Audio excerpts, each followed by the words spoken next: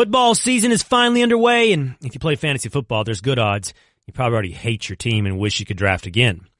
Well, on FanDuel, you can draft a new team every week. Plus, FanDuel's never been more fun or easier to play. If you're not a fantasy expert, then FanDuel's clearly the place to play because FanDuel has something for everyone, and there are more ways to win than ever before. FanDuel has a new tool called Guru to help you pick your lineup so you can make smarter picks and feel more confident going into game day. They've made it easy to find your friends and challenging them to play head-to-head contests for cash or for bragging rights. I know I'll be going on almost a week-to-week basis just to get Zeke Elliott because, man, he's going to blow up the league this year. So, new users to FanDuel can get a $20 bonus when they make their first deposit on FanDuel. Come play with me at FanDuel.com/Will Cain. That's FanDuel.com/WILLCAIN. This is the Will Cain Podcast on ESPN Radio.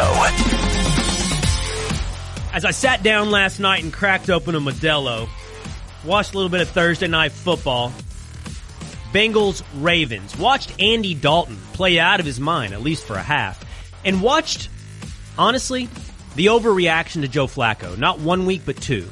Is he a world beater last week? Is he trash this week? As I watched these quarterbacks play, I thought to myself, yeah, Dalton's not bad, and Flacco, he's better than we're talking about right now. But can you ever win a Super Bowl with Andy Dalton or Joe Flacco today as your quarterback? And the answer is for Dalton, Flacco, or anybody else in their category, the answer has to be no. It's the Will Cain Show on ESPN Radio, the ESPN app, SiriusXM Channel 80, and on ESPN News. You can join the conversation. 888-729-3776. That's 888-SAY-ESPN. I'm Will Cain. Cerruti's running the show. Nuno's riding shotgun. And Bubba, because we've got the normal crew in today, is running the board. And it's a special day. Right, Bubba? Today, special day. We are unveiling your new Cowboys jersey. Is that right? That's right, yeah. So just a quick backstory is I had a Dez Bryant and a Jason Witten jersey, and those are it. So it's not like I'm, crazy with getting jerseys, but both of those guys are off the team. So I could theoretically wear the Witten, but, I feel like we should start fresh. So there's a lot of talk on the shows. What should I do? Get a Gallup jersey, get a, Sean, whatever. So I made the order, I bought it, and I got it. It's right there. That's the jersey. Let's do an unveiling, but before you lift up your brand new jersey for the 2018 season, and by the way, it's more than that, because you're riding this one into the foreseeable future. Like you said, you're not an every year New Jersey guy, right? Well, that's the plan, but, we'll see how it goes. I'm not ready to rule out getting multiples for this year, depending on how the coming weeks go, but depending on who flops. The presumption is you got to get a guy who you're going to have for a while. That influences who I think you got. Let's put our votes in really quickly. Who did Bubba pick to get a jersey with? Now, I think Gallup, that would have been really, really edgy. You're putting a lot of money, a lot of bank on a rookie receiver early in the game. So I'm going to cast my vote. Cerruti and Nuno, if he's in the room already, put yours in. I'm going to go with Bubba got a Jalen Smith jersey. What do you think, Cerruti? That's a good call. I kind of had considered that. I think you're right. If he gets a Michael Gallup jersey, like guys who get Gallup jerseys, those are the guys that have like 100 jerseys. They have like everybody on the team. So it's not a Michael Gallup jersey. I'm going to go with Sean Lee just because consistent performer. I know he's hurt a lot, but he's been a staple of the team. He's really one of the only like big names that's not Dak or Zeke. So I'm going to go Sean Lee. If he went Sean Lee, he's risking doing what he did with Dez Definitely. And Jason Witten. That jersey could be obsolete within a year or two. Is Nuno in the room? Is he with us yet? Yes, I am. Nuno, what's your vote? I think he went with a Randy Gregory jersey. How about that? I bought that for Will. That might be good for a game or two. That's the riskiest of all, yeah. Yeah, absolutely. All right, Bubba. We got our votes locked in. All right. Lift it up. So, going through it, I'll just give out quickly some of the reasoning. There were a lot of the choices that were thrown out there were kind of my initial picks, but unfortunately, a lot of the jerseys were sold out already, or only in size small. So unfortunately, it's not a Jalen Smith. That was actually kind of my first look. I did not go Gallup. I didn't even see that on there. So let's open this up here. Maybe because I had to go blue jersey. And, we're hoping for a good year, maybe because it's a friend of the show's brother. Oh, he did it? Dak! We're going Wow, Dak. that's also risky. We're going Dak. Might have to sell that one by the end of the year. Dak. That's the jersey of the year. We'll have this all throughout the season. And Dak, we're counting on you here. There you go. Friend of the show, Tad Prescott. You can see Bubba's riding with the Dak Prescott jersey for 2018. And we can only hope that jersey is good long into the future for Bubba and the Cowboys. And that brings me to the topic at hand. Last night, the Cincinnati Bengals beat the Baltimore Ravens 34-24. Andy Dalton looked lights out, at least in the first half. He threw 4 touchdowns, and Joe Flacco put an end to the, oh my God, it's an amazing preseason. Have you heard about Joe Flacco's training camp conversations? He was poor. He was not good. But Joe Flacco isn't all of a sudden garbage. He is what he has been for a decade. And Andy Dalton still is what he has been for a decade.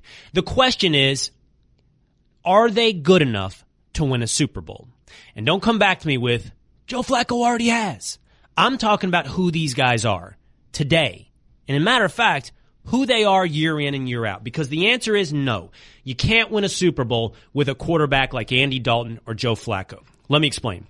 If you go year after year into quarterback rating, just look at quarterback rating. QBR will throw in rushing stats, and that's going to change it a little bit. But year in, year out, Flacco, Dalton, truthfully, Cam Newton, Blake Bortles, these quarterbacks exist at a level that is the bottom of the barrel of consistent, stable quarterback play. These guys are starters. They lead their teams year in and year out. Every year, the Bengals and the Ravens know who's going to be starting for them at quarterback. And they're traditionally somewhere around 17, 18, 21 in quarterback rating. Year in, year out, that's who they are. About 22 touchdowns and 12 interceptions. A rating approximately in the 80s. Completion percentage in the 60s, low 60s. These guys are, if nothing else, predictable. And right below them, the quarterbacks that come in right below them, well, that's the quarterbacks who are either churning in or churning out of the league. Right below these guys are ones that, like Carson Palmer on his last legs in the NFL, or Carson Wentz, his rookie year, just coming into the league, or Case Keenum, a temporary starter for a team. The guys under Bortles, Dalton, Flacco, the guys under those quarterbacks are not going to be there probably a year from now. So can you win a Super Bowl with the bottom of the barrel stable quarterbacks? And the answer to that is this. Yes, if they're cheap. No, if you're having to pay them. If you look back at who's won Super Bowls over the last decade, it is 2 forms. It's 2 kinds of quarterbacks. Cheap, competent quarterbacks or expensive, great quarterbacks. You got to have one or the other. But when you get to a place where you've got a Joe Flacco, and by the way, Flacco fits that. When he won a Super Bowl, Flacco was in the cheap, competent range. Now he's in the expensive, competent range. And that's where you don't want to be. That's the no man's land. Honestly, that's the 7th or 8th seed in the NBA playoffs. Good enough to be there, but not good enough to win it. It's no man's land. You either need to get up in that Aaron Rodgers level, that Tom Brady level, that Ben Roethlisberger level, or be in that Nick Foles level. Cheap, competent. The no man's land is expensive and just good enough to be average. That's the danger zone. And that's my opening take, brought to you by Firestone Complete Auto Care. Keeping cars running newer, longer. Whatever you drive a Firestone. Now, here's the thing.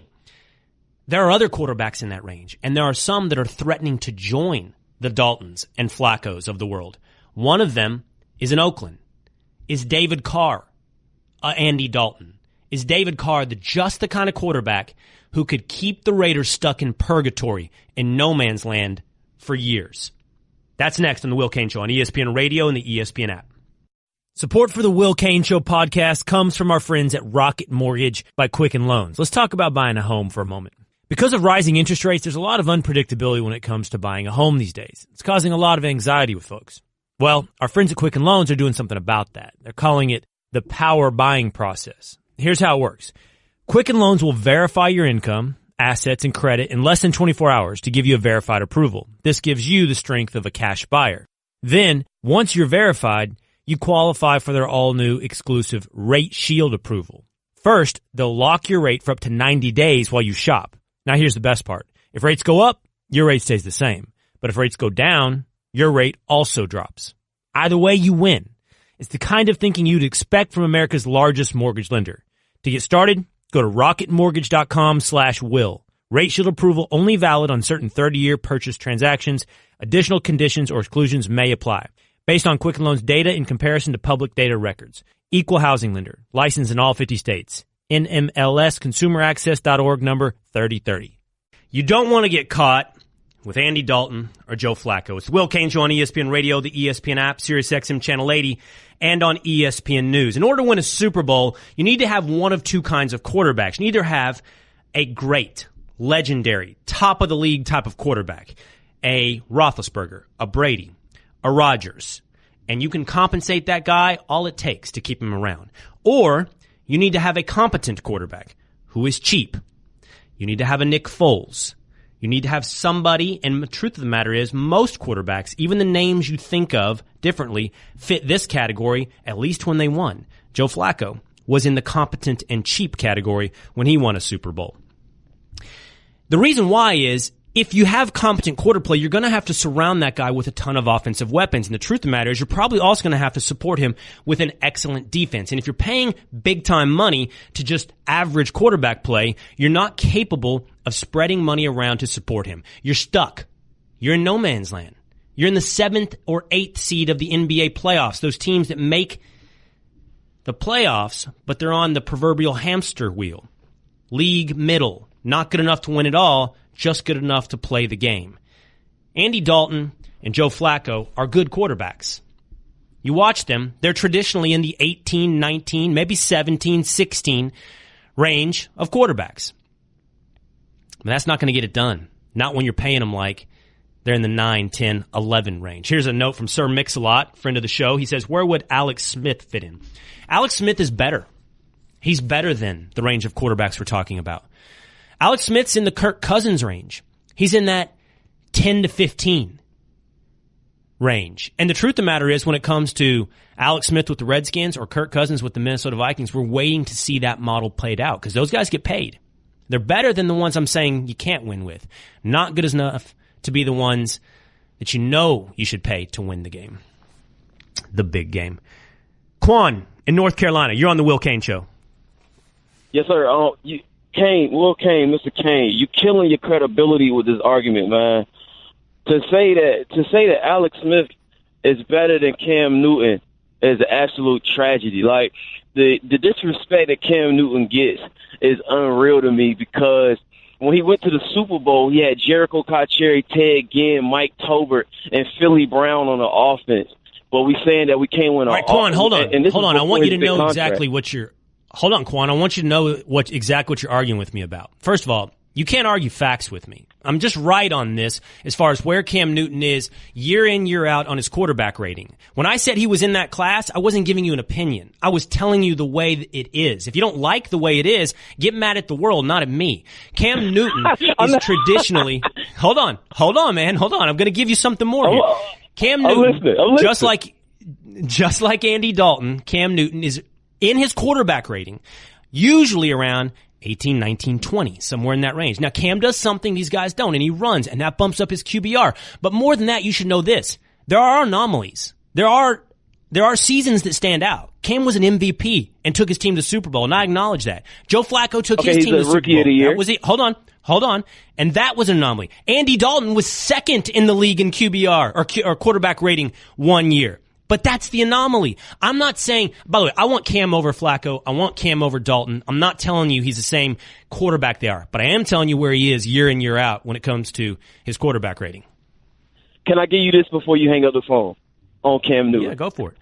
The thing with Cam Newton is this right here. It's Cam Newton or die for Carolina Panthers offense. Greg Olsen is consistently hurt. Foot stay broke. When Kevin Benjamin was there, he was overweight. He couldn't get no separation. Funches is trash. You know what I'm saying? So, like, he's if the better than offense moves, it moves only because of Cam Newton. That's what makes him a top 10 quarterback to me. And they consistently win in the NFC South. They won 3 of the last 4 years. You know what I'm saying? Here's Quan. Quan, I don't think he's top 10. I'll tell you where I think he is, though. Close to 10. I think he's in that Alex Smith range. Honestly, that's where I think Cam is. Not the Dalton Flacco range. I think Cam is in the Alex Smith, Kirk Cousins range. And appreciate the call, Quan. The truth is, I think a lot of teams would take that. For example, the Oakland Raiders. Like, where are they with David Carr? Derek Carr, I'm going to do it forever. It's what happens when you're the little brother. Get used to it. So, Marcus Mosher, who writes for The Athletic, was on our show earlier this week, and he said, you know what the scary thing is? Derek Carr, he actually just might be Andy Dalton. Listen. We should think of him as like the 25th or 26th best quarterback in the league. I mean, he hasn't been good in the last 30 games of his career. He's been a guy that doesn't throw the ball down the field. He turns the ball over a lot. He doesn't offer much with his legs. I mean, you should think of him the same way that you think of Andy Dalton. I personally, and I respect Marcus's work a ton. I think he's cutting both Derek Carr and Andy Dalton no slack. I think he's got them down too far, not 26. They're more like in the 20 category, 18, 19, 20. But the point is this, if Derek Carr's getting big money and the Raiders have already paid him, don't they need him to be way more than Andy Dalton? If they have to sell Khalil Mack because they're paying Derek Carr, don't they need more than Andy Dalton? The answer is yes. Now the question is, what does John Gruden think? Because he said this when it comes to Amari Cooper and why he only had 1 catch for 9 yards the other night. He says, you look at the film, we had him open. We didn't go there. He was open a couple of times, and for whatever reason, we didn't go there. Now, don't let the we fool you. We is what people do, what they say when they're trying to make a blow a little softer.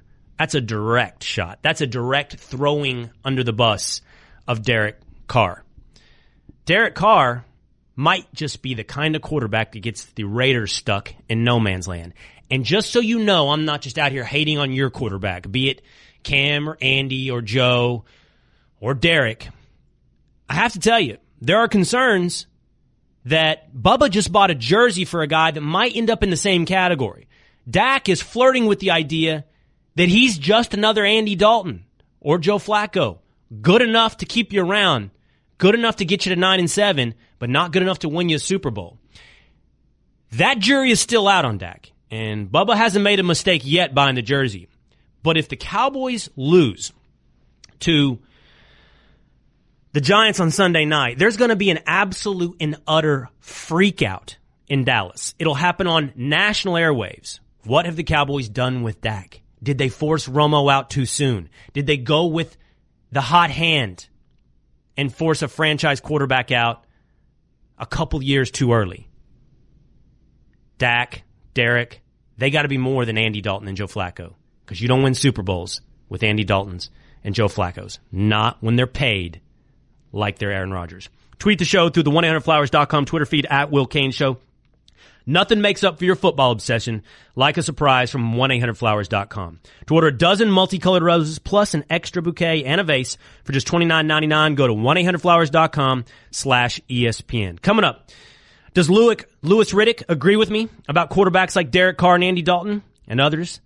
That it may just be the worst thing for a franchise. I'll ask him next on the Will Cain Show on ESPN Radio and the ESPN app. So vaping is pretty popular right now. No ash, no odor, no brainer. But sometimes it's hard to find a satisfying vape that's simple and convenient. So Blue, who introduced vaping to the world, is now introducing MyBlue. MyBlue gives you all the satisfaction with none of the hassle. Just click and go. With MyBlue's easy-to-use one-click liquid pods, you can switch between flavors in seconds. You have a range of delicious flavors to choose from. Just 20 minutes to charge, and you're set all day. Plus, it comes with a free limited lifetime device warranty called MyCare. Ready to make the switch? Try MyBlue today at myblue.com. Not for sale to minors. Warning, this product contains nicotine. Nicotine is an addictive chemical. Let's get right into it with ESPN's NFL front office insider Louis Riddick on the Shell Pennzoil Performance Line. Get triple action protection for optimal engine performance with Shell V-Power Nitro Plus Premium Gasoline. Louis, you know I like to share some theories with you, some of these ideas I'm working on. Let me tell you what I've been thinking about and what occurred to me last night watching Andy Dalton and Joe Flacco. These guys, in my estimation, Louis, it's not that they're bad. It's just that they're not great. They're consistent. They are consistently in that 15 to 20 range of quarterbacks in the NFL. And what I've been thinking, and I'm wide open, you tell me I'm wrong, is you've got to have one of two quarterbacks in the NFL. You've got to either have the expensive and great quarterback, or you've got to have the cheap and competent quarterback. You can't get caught with just competent and expensive. So you can't get caught paying Andy Dalton for what he is, or Joe Flacco for what he is. I'm wondering what you think about that. Yeah, ideally, I mean, that makes sense. I mean, if you're just going to get competent quarterback play, you would like for it to fit into your salary cap structure the way you want it to, so then you can go ahead and build out the rest of the roster to make up for his just quote-unquote competence.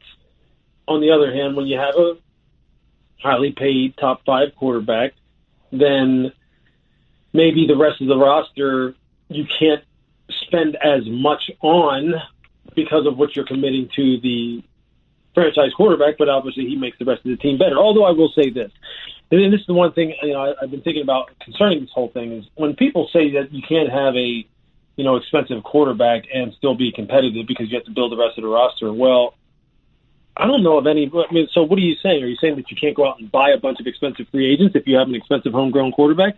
Everybody is in the mode of drafting and developing anyway. That's how you build rosters really for the long haul anyway. You draft and you develop. You don't buy at the very top and therefore complain that you can't really field a competitive team because you're paying a quarterback. It's not the way it goes. The old Indianapolis Colts, they only paid a few players when Bill Polian was there. They paid Edgerrin James. They paid Reggie Wayne. They paid Marvin Harrison. They paid Peyton Manning. They paid Dallas Clark. On the defensive side of the ball, they paid Dwight Freeney. They paid, let's see.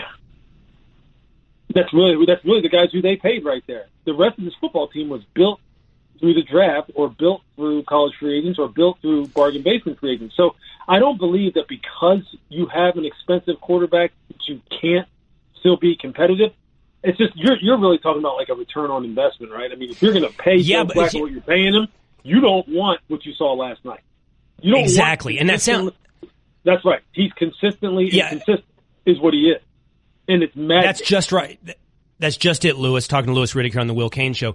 If you're paying that kind of dollar to Joe Flacco or even Andy Dalton, you just have to have them be more than that. So what I'm worried about is teams like the Bengals, and the Bengals look pretty good, at least for a half last night. They're stuck in no man's land. They're like the 7th or 8th seed in the NBA playoffs. They're going to be good, but they're never going to be able to go all the way because of how much they're spending for just competency. Now, hold on, because I know you're going to disagree with this. One guy I'm worried about, and one team I'm worried about, Lewis, is the Raiders may be finding themselves in that category. Derek Carr may be just competent, and he's already getting paid big dollars.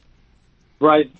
No, I see. Look, I know he is a hot topic of discussion, particularly when it comes to me right now, because of people think that only 2016 is where he has justified what he is being paid currently, that 2017 was awful, and it was awful, and his coaching staff was awful, and the structure of his offense was awful, and he pretty much had no chance, regardless of what you think about him individually. Does he have things to work on to make himself into a more than competent quarterback and justify what his salary is? Sure, he absolutely does. But this is a guy who's also played for 4 different head coaches, has multiple different offensive coordinators. So there's a lot of different things that go into it, but I get what you're saying. Look, the bottom line is, you don't want to be paying $25+ million a year for a 14th, 15th ranked quarterback. I get it. I understand. Look, I'm an economics major. I'm not really into paying more for less and getting less than anybody else. I don't want to do that either. So I get it, and you're right. If you're going to go that route, if that's what you're going to get out of the quarterback, yeah, you would like for him to be some mid-level salary guy at around, 10, 12, 13, $14 million a year, which, believe it or not, is like mid-level. That's what you would want it to be. But what happens is, from a front office standpoint, is as soon as someone shows you hope, as soon as you feel as though the next best alternative ain't even close to what I've got, it winds up throwing your whole evaluation protocol out of whack as far as what you think this guy should be paid, because you are just afraid to be caught with nobody. And that's how some guys get paid. So that's just the nature of the beast. So you end up in that no man's land. You throw up, by the way, I didn't know you had an economics degree, and you get, not you personally, but you get scared and you throw that economics education out because you can't go with the alternative. And I recognize, talking to Louis Riddick here on the Will Cain Show, I recognize the difficult decision that the Raiders would be in when they're trying to decide. Is Derek Carr the guy that deserves this kind of money? Well, what's on the other side of that answer? Because I'll tell you this. Right. I think the Cowboys are going to be in that situation really soon. They're going to be asking themselves that about Dak Prescott and whether or not they need to give him all this money. Is he going to be worth it, or is he going to get them stuck in no man's land? Yeah, it's always about the next best alternative. And sometimes, I'll tell you what, it's usually either feast or famine let me just say that it's usually one of the extremes with front offices and general managers and owners. It's either, you know what, I'm going to pay this guy because I'm just scared to death of what it would look like if we don't have him, or they get cocky and arrogant and think, you know what, I'm just going to jettison this guy and I'll just find someone else because I'm a scout, for God's sake. I own a football team. I'm a GM. I'm supposed to have all the answers, and I do have all the answers, and I'm just going to, maybe set myself up to where I can acquire a bunch of draft capital, and everyone will talk about how I got 2 1s and 2 2s and all this stuff, and, and they'll sit there and puff their chest out like, look at all this stuff I have to play with. But that doesn't assure you of anything. All it does is ensure you of an opportunity, but it doesn't assure you, rather, that you are going to get what you need in order to upgrade that position. So it's a hell of a position to be in, quite honestly, Will. It really is. And that's why you almost got to take it. You got to take it next level when you're talking about that position in particular. You have to factor in a whole bunch of things. Like, for instance, how many times we talked about, you see all the pub that Sean McVay is getting right now? You see the latest thing on Bleacher Report about how he can remember plays from 5-6 years ago, and all they have to do is tell him the down and distance in a certain game, and he can tell you exactly what happened. Do you think anybody on Jeff Fisher's staff could do that before, when that was coaching Jared Goff the year before? So you're saying that's not a party trick. That's real. That's right. It is. It's very real. When you have – that's where when I talk about context and talk about supporting cast, it's not just about the receivers. It's not just about the running backs, offensive line. The coaching, the development, the real-time putting players in situations to where they succeed, that stuff is so real and so important that right now, I'll tell you this, down in Dallas in particular, let's just point it at them now. Do they have the weapons on the perimeter to help Dak Prescott? No. Do they have the offensive structure, play calling, and schematic real-time advantage, given who their play callers are, in the way that now Jared Goff has? No, they don't. So when you're evaluating Dak, one of the things you have to remember, I think, as a GM and as the owner down there is, given what we know of him, did we ever think that he was the next Peyton Manning? Did we ever think he was the next Aaron Rodgers to where he was going to be successful in spite of? No, we didn't. No. He's going to be successful because of. Well, right now, he's having to be successful in spite of all the stuff we haven't provided. And that includes maybe a different head coach, different play caller, more weapons at wide receiver. So before you go ahead and say, against Carolina, he looked terrible, and he did. No one could get open on the perimeter, and he was throwing the ball all over the yard like somebody in high school, and you didn't know where it was going to wind up. Before we start saying that's who Dak is, check yourself, check everything that you're doing to make sure that you're setting him up for success before you make that decision, because that barren wasteland out there where quarterbacks are supposed to be living and developing, so you can just go ahead and pick them, it doesn't exist. Yeah. It just doesn't exist. I hear you, man. Be careful. That's really good stuff as always, Louis. Really appreciate your time. Thanks, man. You got it. It's ESPN NFL front office, Louis Riddick here on the Will Cain Show.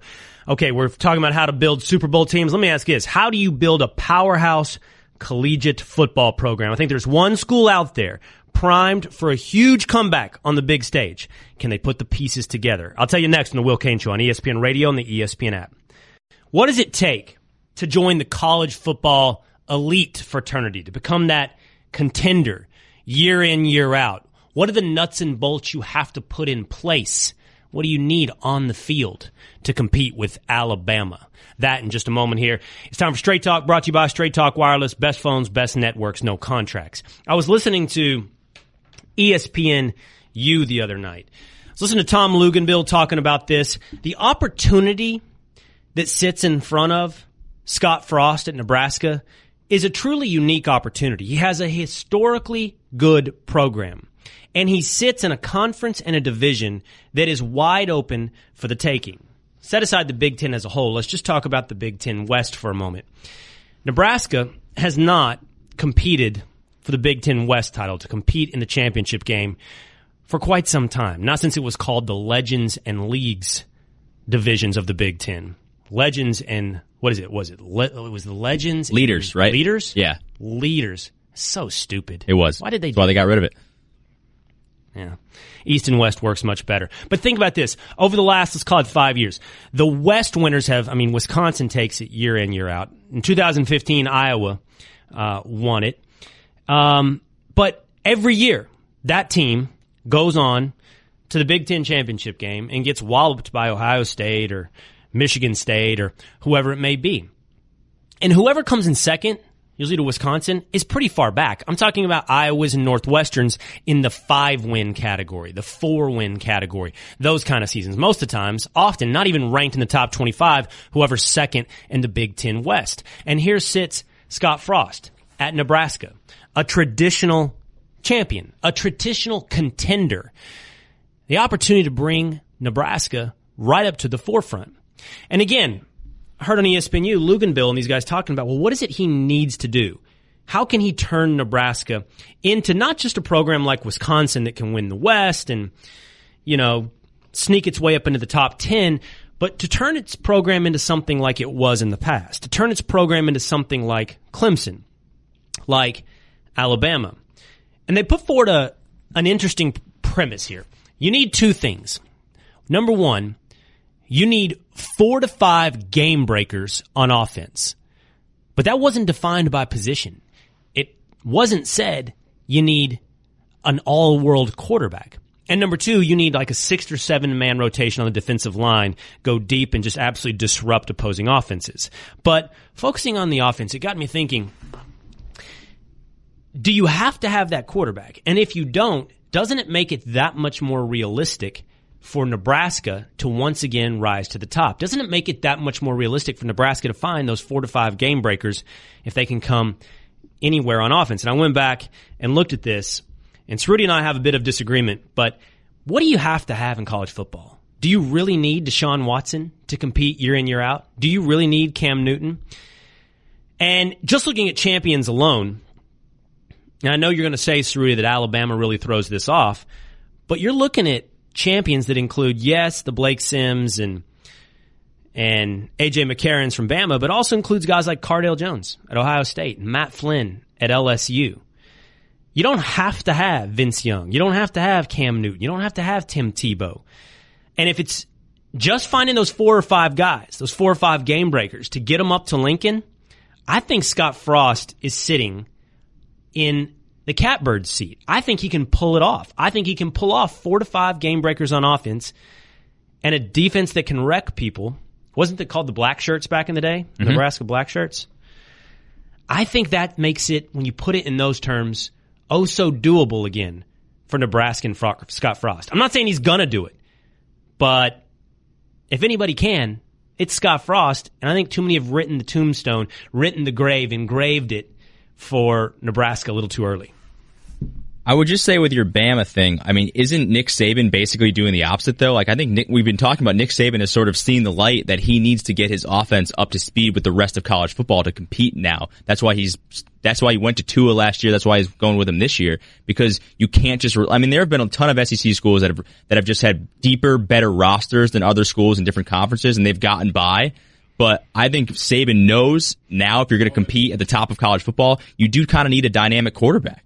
And you even said Cardale Jones. Cardale Jones balled out for Ohio State. I know he wasn't a name going in, but he was one of the main reasons they won that title. But you can find Cardale Jones. You can find Matt Flynn. If you put it in the realm of you need a Cam Newton or a Jameis Winston, that makes it seem so much more elusive. How do you get that guy to Lincoln? How do you get Jameis Winston to come to Lincoln? But if you say it doesn't have to be that guy, if it can be more of a caretaker, if it can be a Matt Flynn, if it can be somebody like that, I think that Scott Frost in Nebraska can do that. And as for Nick Saban, I don't know if he's turned to the Tuas out of necessity. It's hard to say necessity when he's got 5 titles with guys like McCarron and McElroy and Blake Sims. It's more like he's a rich guy, and at some point, rich guys start buying everything too. A lot of those Bama quarterbacks. Why not buy the Lamborghini? Why not get themselves a Tua? A lot of those Bama quarterbacks were in the NFL, by the way. I'll tell you what. Let's run this by Ryan McGee. He knows a little college football. We'll run this theory by him next.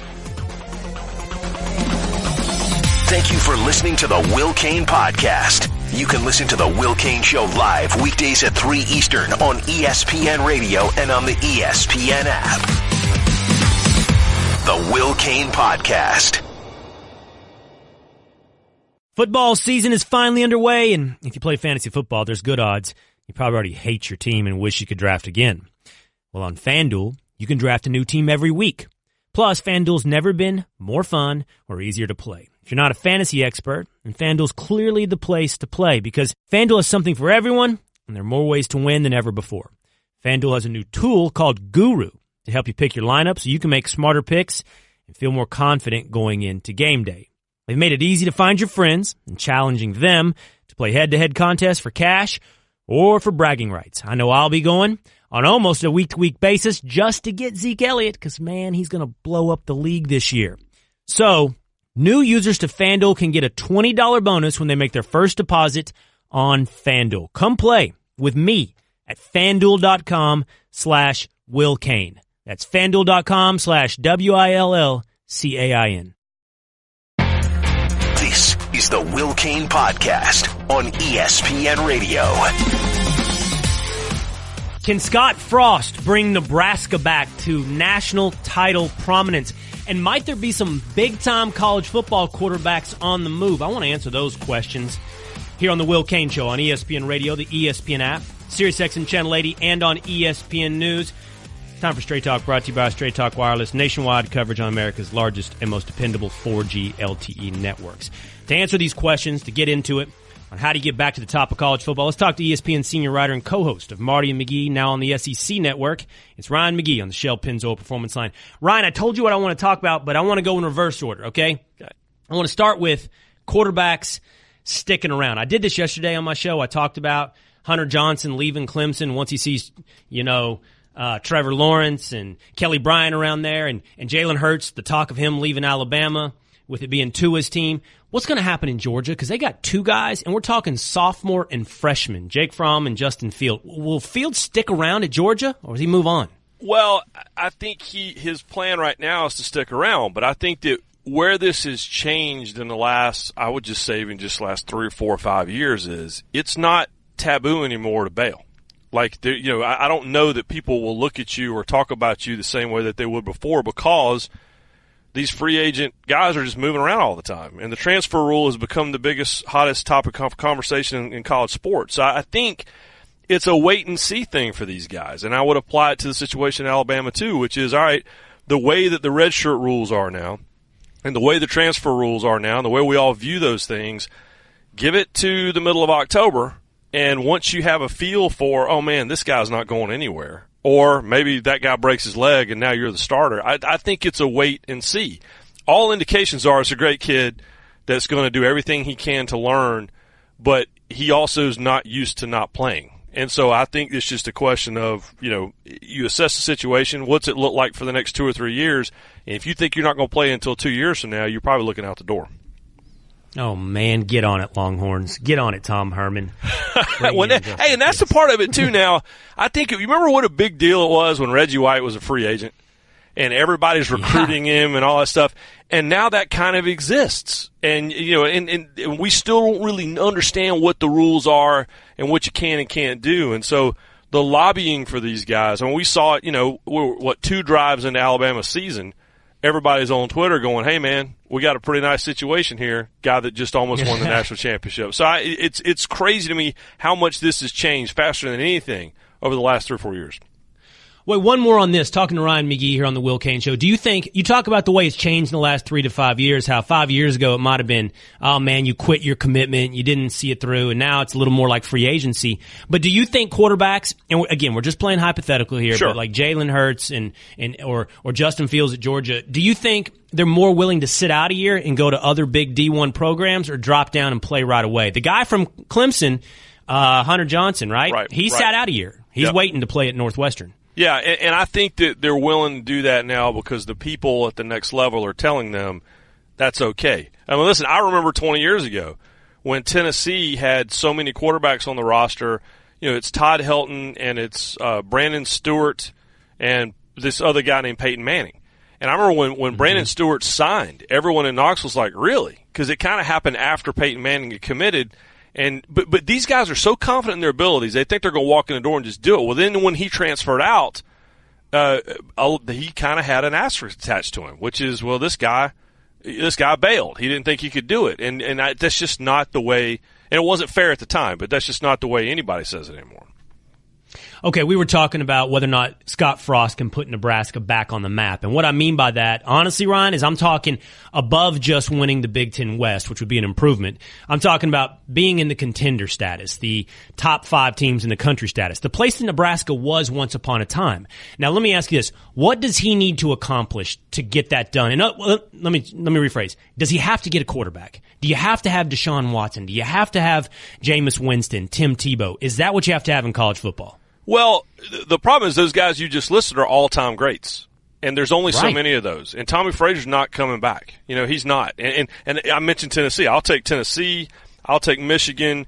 I'll take Nebraska. This is all a group of Texas. This are all a group of teams that were once it, and they're not anymore. And to me, sure, if you could get Tim Tebow and you could get Peyton Manning, you could get Andy, then that's the Vince Young. That's the person who's going to get you there. That's the quick fix. But the reality is, if you want to be who you used to be, which is you're never not going to win 9, 10, 11, 12 games, then you have to build it the other way. And you have to have the base. And quite frankly, the quarterback is gravy. What did Alabama do?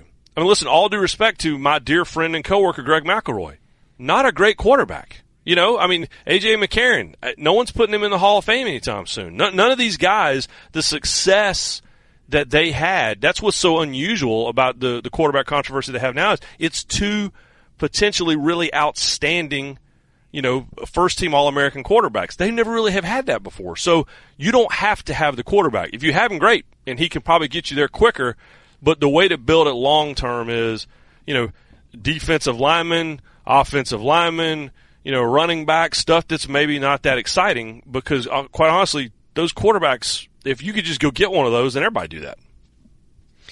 Yeah, and as you look back over it, I mean, and Peyton didn't win a national championship. Sam Darnold didn't win a national championship. Yeah. And I mean, that's kind of an easy way to do it because it can't be one-man teams in college football. But I do think you're right. I think the quarterback becomes the quick fix, and he becomes the gravy if you do it right. So do you think Frost can do that at Nebraska? Can he build the foundation you talked about, talking to Ryan McGee here on the Will Cain Show, or is Lincoln just too far away from any recruiting base to ever get it done? Well, because of what you just said, that's why he can't roll the dice on, well, let's just put all of our money and effort into getting the next Tommy Frazier, because it's just probably, or the next, it's just probably not going to happen. So build it the other way. Because let me tell you something, you can get some offensive linemen in Nebraska. I don't care where you're located.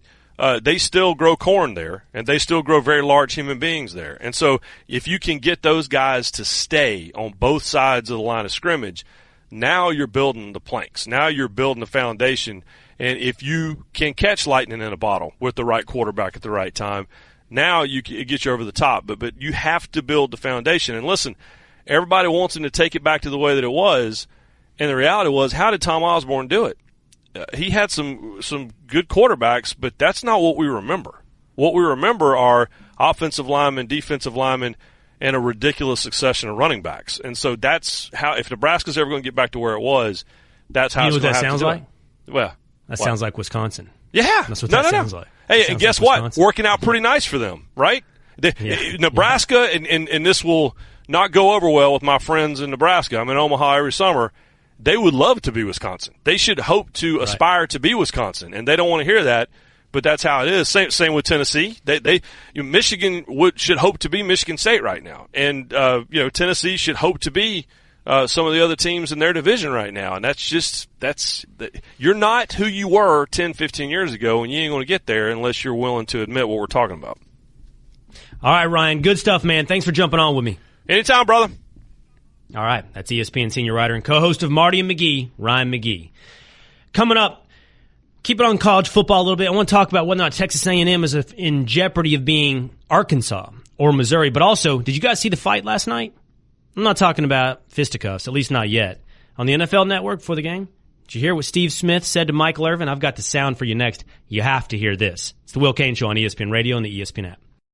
Support for the Will Cain Show podcast comes from our friends at Rocket Mortgage by Quicken Loans. Let's talk about buying a home for a moment. Because of rising interest rates, there's a lot of unpredictability when it comes to buying a home these days. It's causing a lot of anxiety with folks. Well, our friends at Quicken Loans are doing something about that. They're calling it the power buying process. Here's how it works. Quicken Loans will verify your income, assets, and credit in less than 24 hours to give you a verified approval. This gives you the strength of a cash buyer. Then, once you're verified, you qualify for their all-new exclusive Rate Shield approval. First, they'll lock your rate for up to 90 days while you shop. Now, here's the best part. If rates go up, your rate stays the same. But if rates go down, your rate also drops. Either way, you win. It's the kind of thinking you'd expect from America's largest mortgage lender. To get started, go to rocketmortgage.com/will. Rate Shield approval only valid on certain 30-year purchase transactions. Additional conditions or exclusions may apply. Based on Quicken Loans data in comparison to public data records. Equal housing lender. Licensed in all 50 states. NMLSconsumeraccess.org number 3030.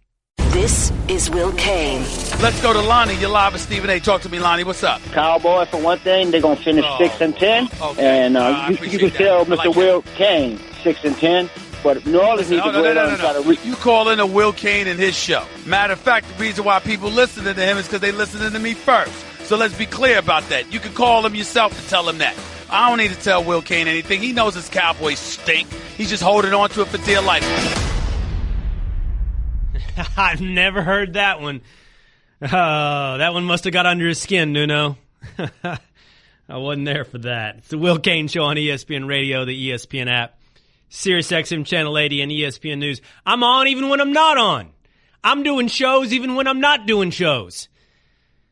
You may be bringing me ratings, Stephen A., but I'm doing the show for you. I'm giving you content. I want to hear that again almost. I'm tempted to have you play it again. You can almost hear how upset he gets. Can you play it again, Bubba? How mad does he get when my name is brought up? How mad is Stephen A? This is Will Cain. Let's go to Lonnie. You're live with Stephen A. Talk to me, Lonnie. What's up? Cowboy, for one thing, they're going to finish 6-10. Okay. And you can tell Mr. Will Cain 6-10. But New Orleans needs to go ahead and try to You call in a Will Cain and his show. Matter of fact, the reason why people listening to him is because they listening to me first. So let's be clear about that. You can call him yourself and tell him that. I don't need to tell Will Cain anything. He knows his Cowboys stink.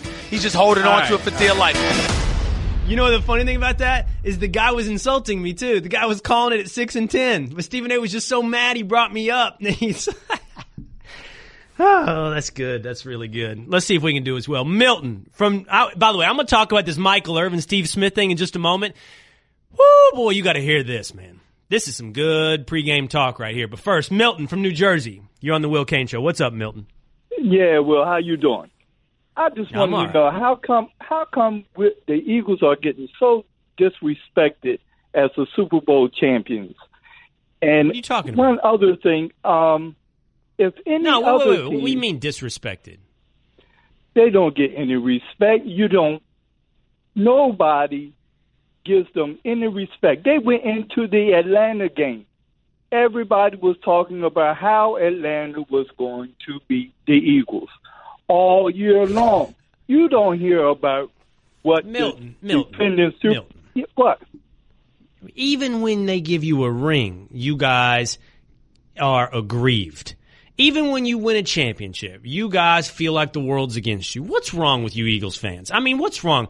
Were you not hugged enough when you were a kid? I mean, did mommy not love on you enough? Did you all have big brothers that got all the attention? You know, like Cowboys are to you guys Eagles? I mean, seriously, you just won the Super Bowl. 1995, last time the Cowboys won anything. And most people are picking you guys to repeat. Any other team had won the Super Bowl with their backup quarterback, didn't have their starting left tackle, didn't have their starting middle linebacker, all you will be talking about would be, they are definitely going to have a big chance to repeat because Milton. When did they do all that? When did they win without that starting left tackle and that backup quarterback? When did that happen? When? What month was it? What happened? What do you mean? Milton lost his calendar? What happened, Milton? All right. Thanks for the call. That happened in January, February. It's September. That's why we're not talking about that. And I don't know what you're watching. Every time I turn around on NFL Live, the Eagles are the team they're all picking. They're picking the Eagles to win the division. Most of them are picking the Eagles to win the conference. Maybe the Vikings get a mention. Maybe the Saints a bone every once in a while. But vast majority pick the Eagles. I mean, I swear to God, you win a Super Bowl and you still have little brother syndrome. Little Napoleon complexes running around in your teal-colored green or whatever it is. Kelly and teal-colored green together. Like little Napoleons running around with Super Bowl rings. Rings bigger than your egos. Rings the size of your complex. It's ridiculous. The Will Cain Show on ESPN Radio is presented by Progressive Home Insurance. Getting a quote is easier than ever. All right, so did you hear this? Do you have the Michael Irvin part of this, Rudy, as well? What we have the whole thing that makes Steve Smith? Oh, so okay. Pre-game, Michael Irvin's breaking down what Crabtree means for Flacco. Okay, then he says this, and sitting on the panel are Michael Irvin and Steve Smith, who once played for the Baltimore Ravens with Joe Flacco. Listen. You give him those other receivers you've given him. That helps him on the other end. I don't care how great I throw it. I got to have somebody to catch it. The last time I really had me one of those I trust you receivers, that was Anquan Bowe, and that was 2012, and I took it to the Super Bowl. Watch this play of Michael Crabtree right here. So you telling me that they ain't had a wide receiver since Anquan? But Steve, you played there, then you got hurt, so he had to go through it because you talked about it. Those injuries, I'm with you on that. I went through the injuries, but Anquan wasn't the only baller on there. Because I understand you have the rings, but I passed you statistically years ago. Hold on. Hang in there. I got enough rings to let all y'all borrow one. Hang in there. Have some. I just want everybody on that desk to know that. I concur and I agree with your rings, but at the same time, it ain't no route I couldn't run that you hoped you could run. I like the competition still on the set right now. I got a doctorate in route running. Like it. Talk about it. I got a doctorate router. You got Tell them about it. You got an associate's degree, player. Bro, listen, community college. They got 3 rings. Listen, absolutely. So we've got you covered right here from field level.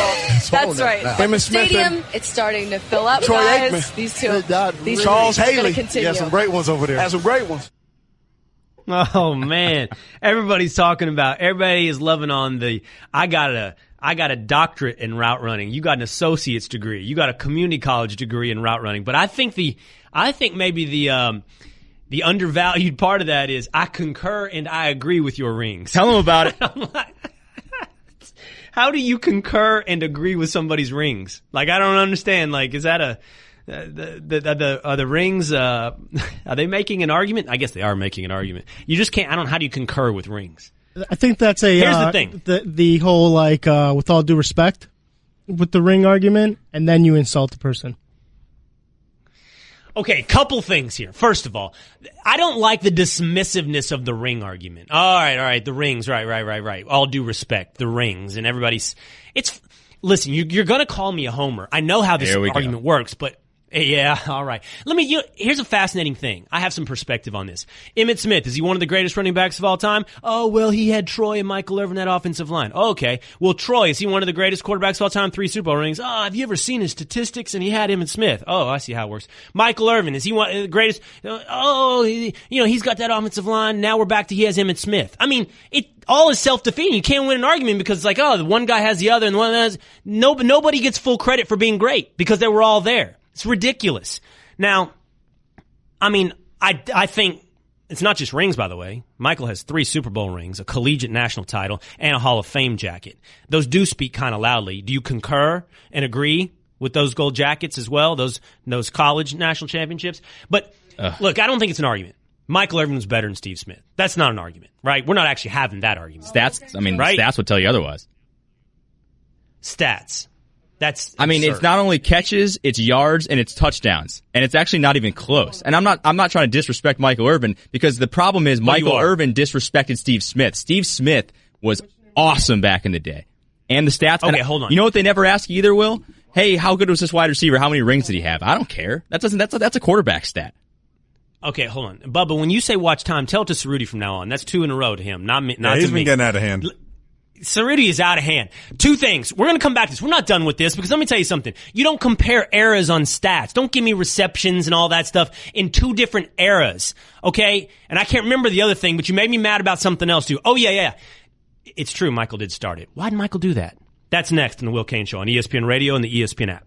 So vaping is pretty popular right now. No ash, no odor, no brainer. But sometimes it's hard to find a satisfying vape that's simple and convenient. So Blue, who introduced vaping to the world, is now introducing MyBlue. MyBlue gives you all the satisfaction with none of the hassle. Just click and go. With MyBlue's easy-to-use one-click liquid pods, you can switch between flavors in seconds. You have a range of delicious flavors to choose from. Just 20 minutes to charge, and you're set all day. Plus, it comes with a free limited lifetime device warranty called MyCare. Ready to make the switch? Try MyBlue today at MyBlue.com. Not for sale to minors. Warning, this product contains nicotine. Nicotine is an addictive chemical. It's the Will Cain Show on ESPN Radio, the ESPN app, SiriusXM Channel 80, and on ESPN News.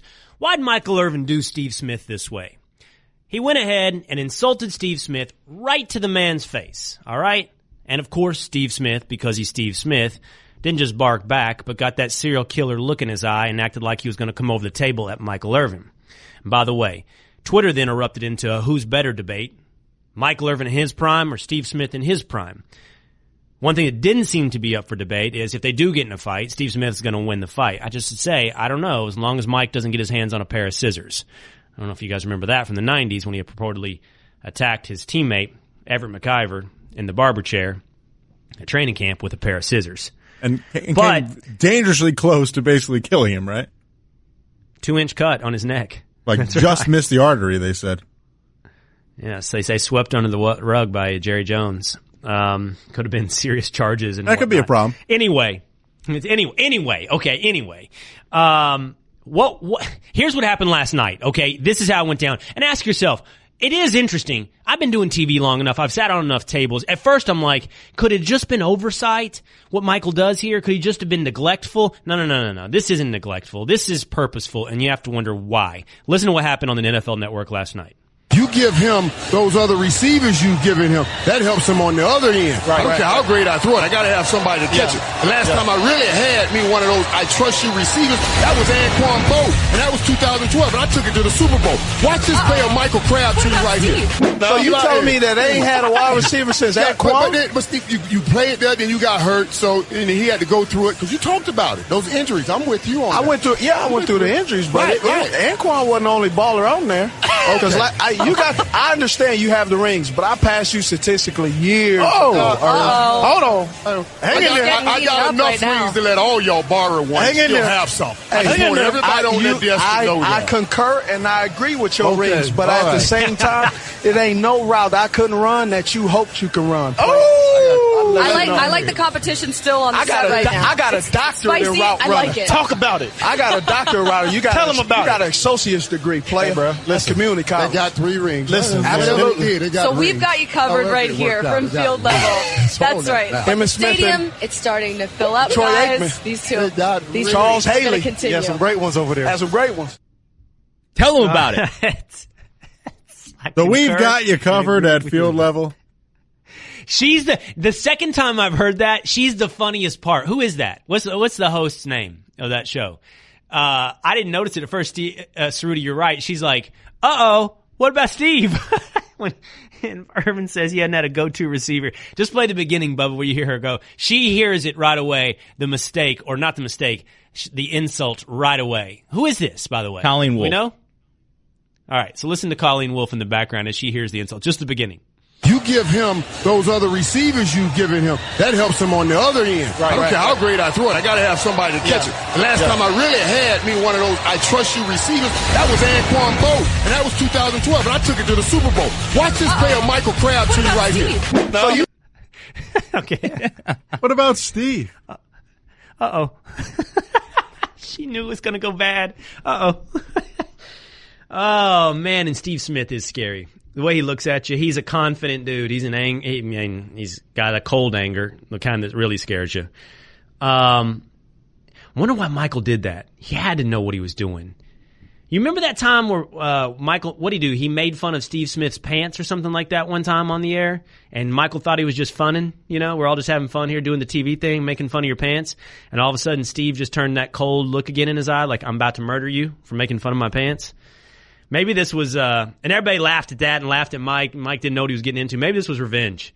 I don't know why he would do that, why he'd pick that fight. By the way, as for the fight, I mean, look, Steve Smith brings it up. He's got Michael Irvin in stats. Cerruti, you just tried to argue this with me. I don't think this is even a close call. All right, Steve Smith may end up in the Hall of Fame. Michael Irvin's already there. Steve Smith will have a great case for a gold jacket. But setting the rings argument aside, and by the way, I always think that's a funny thing to set aside, sort of a massive thing to say, setting the 1, 2, 3 Super Bowls that Michael was the team leader and spiritual leader of that team on, setting aside his collegiate national championship, setting aside his Hall of Fame jacket for a moment. Michael was otherworldly in a time when stats were different. You can tell me about Steve's stats, but that's in the 2000s. We didn't throw it like in the 90s like we do in the 2000s. Michael had, at a time when Aikman was throwing for 3,100 yards a year, 17 touchdowns. That's what Aikman was doing. Hall of Fame. Irvin was getting 1,300 yards and 9 touchdowns. He was 50% of their passing offense on a team whose whole MO was to run the ball. Run it to Emmett 30 times a game. I mean, what Michael was doing in that day and age is more than what Steve Smith did in the 2000s. Yeah, I'm not saying that Steve Smith is better than Michael Irvin. I'm just saying Michael Irvin started it and Steve Smith finished it, and I respected the heck out of it.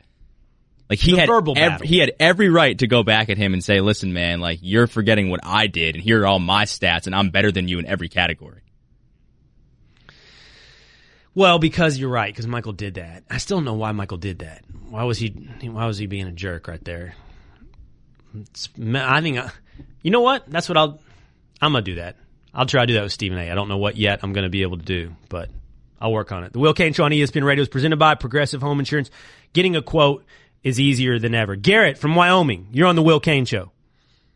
Hey, what's up, Will? I want to say I agree and I concur that Michael is better than Steve, but I'm also a Cowboys fan, so I had to preface that. I wanted to go back to your opening take about Dalton and Flacco and how everyone knows they're the starter, but they may never win you a Super Bowl. I mean, now. Right.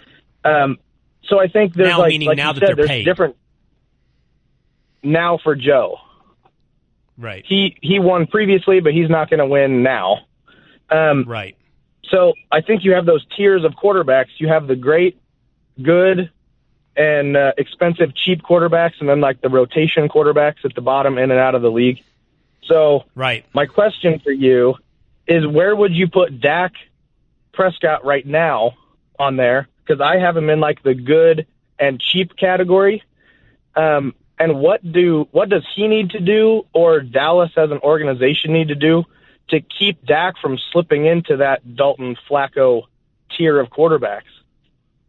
Okay, I'm going to tell you what. Thanks for the call, Garrett. I will answer both of those questions. What does Dallas have to do to keep Dak from becoming somebody in that Flacco category, just good enough to keep you average?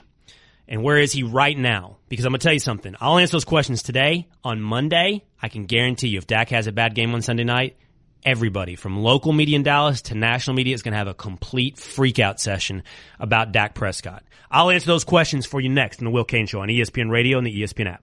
Who's better? Who would you rather have? A.J. Green or Julio Jones? We just had a big wide receiver debate about Steve Smith versus Michael Irvin. And last night, as I watched A.J. Green go off once again, I once again thought, man, is A.J. Green underrated. That in just a moment here on the Will Cain Show on ESPN Radio and the ESPN app. But before we went to break, I had a caller ask me, okay, Will, you've laid out your philosophy here that you can't end up in the no man's land of quarterbacks. You can't end up paying big dollar for competent quarterback play. If you're going to pay big dollar, you got to have big-time play. In other words, don't end up with Andy Dalton. Don't end up with Joe Flacco today and the kind of money he makes today. Maybe don't end up with Derek Carr today. And the caller asked, what about Dak Prescott? Where is he? And what do the Cowboys have to do to keep him from settling in that Andy Dalton, Joe Flacco range? First of all, right now, Dak Prescott is in the competent but cheap range. And that's fine. You can win a Super Bowl with somebody in that range. I'm not telling you the Cowboys and Dak Prescott, or actually I have told you they're going to win the Super Bowl this year, but for the moment, what I'm telling you is it checks the box. It's the category you need. Great and expensive is fine. Competent is fine, as long as it's cheap. That's what the Eagles did with Foles. That's what many, many teams have done.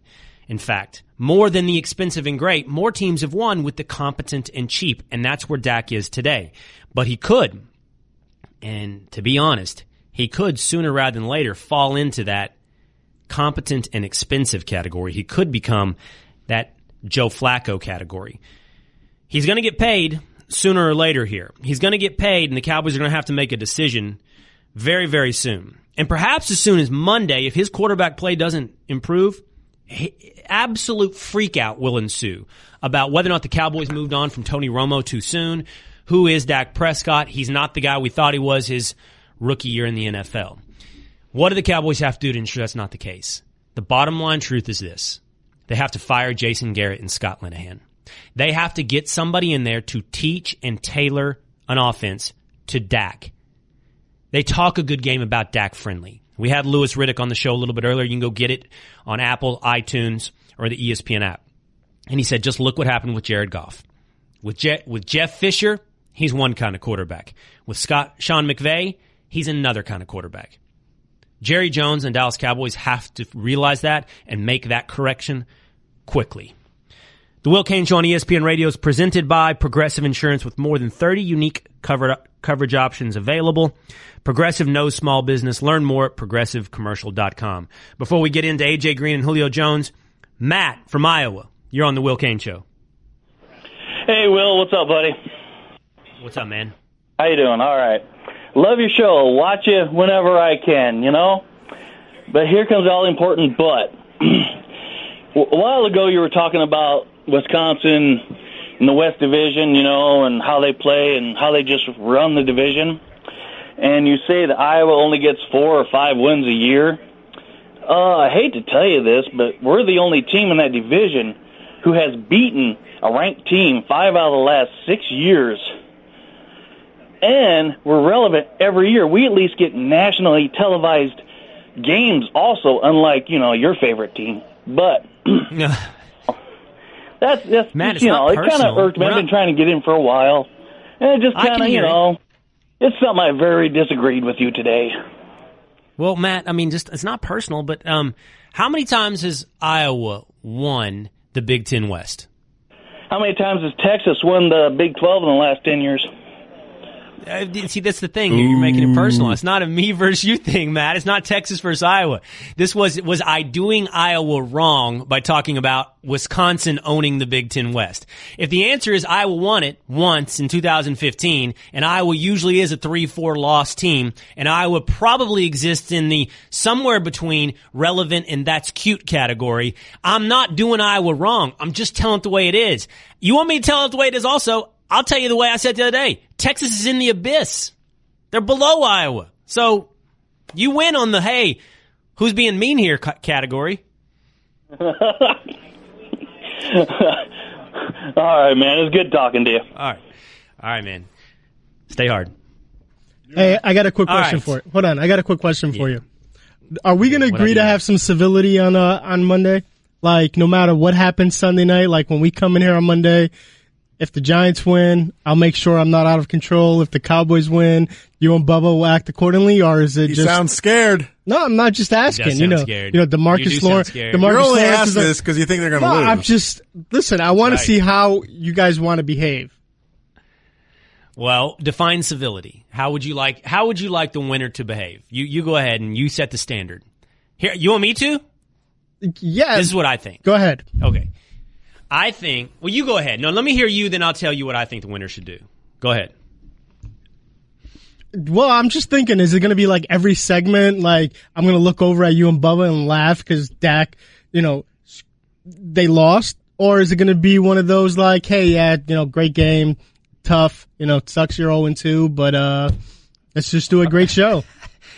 What's funny is I think you've defined the parameters. Do a great show. You've defined the parameters. You're not even close to what's going to go down. I mean, you're not even like you described on a 1 to 10 scale things that could occur between 4 and 7. No. We need to push these things to the 1 and 10 range. What I'm saying is this: I think the winner comes in and does some screaming, some dancing, maybe. I don't know, clothes come off, shirts above the head, every other segment absolutely in your face. I think the loser should have to do something, maybe stand on a pedestal the whole show and wear a funny hat. I'm thinking more. What do you want, push-ups, eating challenges? I think we need to ramp this way up, Nuno. You in, Bubba? I'm looking at Bubba. He's extremely nervous once you said eating challenge. There's some gefilte fish in there, just saying. Is it still in there? There it is. It's in the studio. It's still in the jar. Hey, it hasn't been opened. It's still good. Stuff lasts forever. It lasts like a nuclear holocaust. Let's do it. Loser eats a big hunkin' bite of that jar of gefilte fish that's been sitting there since March Madness. Yeah, no, that's not happening. I'll call out sick on that one. Bring in some head cheese. Why are you running scared, Nuno? Come on. I'll do it if you'll do it. Hey, let's just have a good show. I think the gefilte fish challenge is on. Come on, Nuno. Just say yes. Yes. Say it. Say it. Nope. Say it. I'm not falling for your peer pressure. That's so weak. Dang it. All right. Let me tell you something, by the way. AJ Green's underrated. I don't care who says he's not. I hear you out there saying he's not underrated. Yes, he is. We always talk about Julio Jones, Odell Beckham Jr., and Antonio Brown. Now we talk about DeAndre Hopkins. Everybody forgets about AJ Green. It's because he doesn't talk enough. He's not a big me guy. Julio's not either, by the way. But look at their stats since they came out in 11. AJ Green is every bit of Julio Jones. And if he had a quarterback like Matt Ryan, he'd probably be more. Julio's great. The point is, so is AJ. Coming up, my best bets of the weekend and whether Vegas thinks I'm right or wrong. It's the Will Cain Show on ESPN Radio and the ESPN app.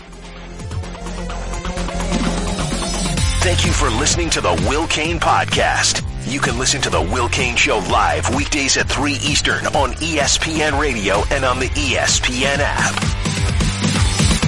The Will Cain Podcast. Football season is finally underway, and if you play fantasy football, there's good odds you probably already hate your team and wish you could draft again. Well, on FanDuel, you can draft a new team every week. Plus, FanDuel's never been more fun or easier to play. If you're not a fantasy expert, then FanDuel's clearly the place to play because FanDuel has something for everyone, and there are more ways to win than ever before. FanDuel has a new tool called Guru to help you pick your lineup so you can make smarter picks and feel more confident going into game day.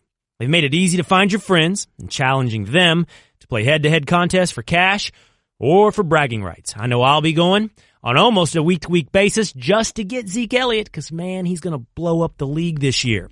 So, new users to FanDuel can get a $20 bonus when they make their first deposit on FanDuel. Come play with me at FanDuel.com/Will Cain. That's FanDuel.com/WILLCAIN. This is the Will Cain Podcast on ESPN Radio. Here we go. We got another big weekend of football, college, and NFL slates and games. Just 2 weeks into pro and 3 weeks into college that have big implications on teams' hopes for this season. I've got my picks for you next here on the Will Cain Show on ESPN Radio, the ESPN app, Sirius XM Channel 80, and on ESPN News. I'm Will Cain. Cerruti's running the show. Nuno's riding shotgun. And Bubba is on the board. I knocked it out at the park last week in college football. Everybody mocked UCLA plus 30. But look at those Bruins covering against Oklahoma. So what do I have this week? Well, to answer that question, let's go to our top 5 in the 5 today with my best bets of the week. Take it away, Bubba. The top 5. This radio talk is terrible. In the 5. I've got my best bets for you, but as we do it, as we roll through the games, let's bring in ESPN's gambling analyst and host of Behind the Bets podcast, Doug Kazarian's in studio giving us the Straight Talk. Brought to you by Straight Talk Wireless, best phones, best networks, no contracts. Doug will let me know what Vegas is saying about my picks as we go. Doug, let's start with this one. Let's start in college. I like Auburn at home, minus, I think I'm giving up 9.5 against LSU this weekend. What do you think, Doug? Well, I'll tell you if you're right or wrong within the first 5 or 6 minutes of the game. We'll know if this Auburn team is ready to bring it, because LSU, probably with that offensive unit, cannot come back on the plains, on the road down there against Auburn. But keep in mind, LSU, since the beginning of last year, 3-0 against the spread as an underdog. So when you think they're going to zig, they end up zagging. But Joe Burrow, we'll see if he's quite the quarterback everyone wants to make him out to be. Brad Edwards joined me on the podcast this week, said he ranks 49th in total QBR in the country, and that's without a single turnover. So that is your definition of a game manager. You're going to need more than that to go on the road and keep it to single digits against Auburn. So I kind of like your side there. Yeah, so maybe same old for LSU in their quarterback play and something different for Auburn. Jarrett Stidham was there last year, but his growth, his quarterback play is something Auburn hasn't seen in a couple of years. All right, so staying in college, number 4, I'm going to go ahead and give the points. I think it's up to 13 now. Neutral field, it is in North Texas. But I'm going to take Ohio State, minus 13 over TCU. What do you say, Doug? This is a tough call. I see both sides to it because the Buckeyes, loaded with talent on paper, they should cover easily in what's really a virtual road game given it's at Jerry World and they're playing TCU. But I can't get out of my mind them giving up 31 points to lowly Oregon State in the opener. Whatever it was, they allowed the Beavers to score. But get this stat. Gary Patterson, he loves the underdog role, 10-2 against the spread as a double-digit dog at TCU. But again, a lot of those are against Big 12 teams. This is a step up. It's a tough call. I would lean to the underdog, but I certainly can't fault you for laying the wood with Ohio State. Hey, man, I'm a big fan of Gary Patterson, and I think TCU plays D, but I think there's just a talent deficit. I think Ohio State is just otherworldly when it comes to talent. All right, so let's go over to the pros. My third pick, you're going to have to help me here because this thing's been all over the place. Now, I'm going to take the Vikings, and at this point, Doug, I'm not even sure what I'm giving up because this line on some is a pick 'em, some aren't setting lines. Is that right?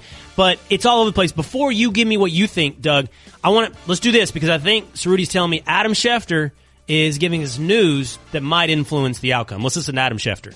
Mike McCarthy, the Packers head coach, sounded more optimistic today that Aaron Rodgers would be available for Sunday's game against the Minnesota Vikings. He also said that Saturday would be a real indicator of whether Rodgers will be able to play through the knee injury that he suffered Sunday night. He is feeling better. That's an encouraging sign. And if Rodgers continues to show this type of progress, I would think that we'll probably see him out there on Sunday versus the Minnesota Vikings in a key divisional matchup.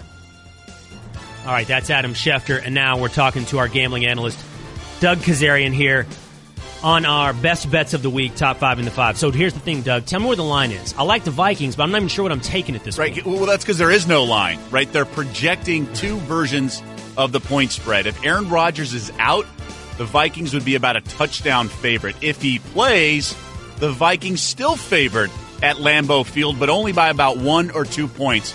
Given he's the most valuable player, according to the odds makers, to the point spread, they have been reluctant to post any number because they don't want anyone getting on an inside track to that disparity, 1 or 7 on the point spread. So they're just waiting to get official word on Rodgers' status. But the Vikings are going to be favored no matter what at Lambeau. All right, so I'm going to take Vikings -1. I want it that way. That's yeah. With I guess Rodgers, that's the way I got to fair. do it. Yeah, that's the. I mean, I can't take. If it's 7, hammer it. Correct. If it's 7 all day. Great minds think alike, Will. Because look, if you break down the Vikings, they're better at every position but quarterback. right? The Packers, as we saw on Sunday night, have a lot of weaknesses. Now, we also saw Aaron Rodgers make up for those, but they weren't exactly dominating before the injury either. I think they have huge question marks, and I think a team like the Vikings is not going to let them out of their grass. Now, could be a closer game. It's not going to be 20-0, and then they come back. But give me the Vikings through 4 quarters, even on the road and even with Aaron Rodgers playing, because we know for sure he's not 100% healthy. Yeah, and if it's Deshaun Kaiser, 7's not going to cut it for the Packers. All right, my second bet, or my fourth bet that I'm giving you, or my second from the top here, I'm going to take the Chiefs, and I'm giving 4.5 against... No, I'm getting 4.5, right? Because it's in Pittsburgh. Yeah, all day. I want the Chiefs plus 4.5 over the Steelers. Well, I can't blame you because I saw Patrick Mahomes light up the Chargers on the road last week, and the offense looks great. Now, the defense is suspect. The question is, what kind of Steelers team are we going to get? We know Le'Veon Bell's not playing, but this is a Pittsburgh team that had trouble protecting the ball against Cleveland last week, but it was in certainly difficult weather conditions. I will say this, Big Ben 4-0 straight up and against the spread against Andy Reid since he came to the Chiefs. Now, what that means, who knows? Andy Reid's the offensive coach, not the defensive coach, but the Steelers are tough. I will say this, it's a high total, so getting 4.5 is not as valuable as maybe in a low-scoring game. The 4.5 is obviously more valuable. And that brings me to my final bet, Doug. I'm going to take the over. It's 53.5, same game, Chiefs-Steelers. I saw the Chiefs' offense. I saw the Chiefs' defense. There's going to be points scored in this game.